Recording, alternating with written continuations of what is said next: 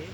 विशेष गरेर अहिले म सियोक गुदामधुराको गुदामधुरामा छु, सियोक गुदामधुरा। र यहाँ अहिले यहाँ यसरी ग्राउन्ड रिपोर्ट चाहिँ यहाँको के छ भन्दाखेरि एकदमै हाम्रो पुनम लेप्चा तथा पनिना लेप्चाको घर चाहिँ एकदमै हिजो रातिको पानीले केही पनि राखेको छैन। घर चाहिँ पर भन्दा यहाँ पर हो, त्यो एउटा कोस मात्रै देखिन्छ, त्यो चौतारा देख्दाखेरि त्यहाँ घर थियो, राम्रो घर थियो। र त्यो पुरै बगाएर चाहिँ यहाँ यो चाहिँ ठुलो यो चाहिँ ग्राउन्ड हो, यो चाहिँ प्ले ग्राउन्ड हो। यहाँ चाहिँ सबै यो ग्राउन्डहरू पनि अहिले यसरी यो पुरै यो घरको सामानहरूले रुखहरूले पुरै गरिदिएको छ।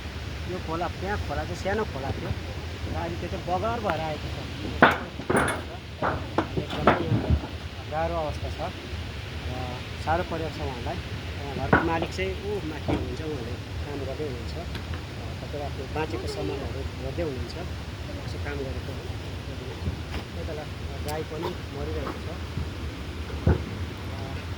एकदमै दुःखलाग्दो भएको छ यो।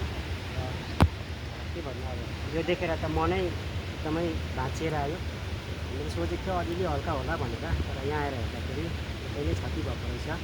त्यसले गर्दाखेरि यहाँ यति बेला हामीलाई सहयोगको हामीलाई एकदमै खाँचो छ। र भोलिन्टियरले पनि आर्थिक रूपमा नभए पनि यहाँ कतिवटा कुरो भएको जरुरी छ र तपाईँहरूले गर्नु सक्नुहुन्छ।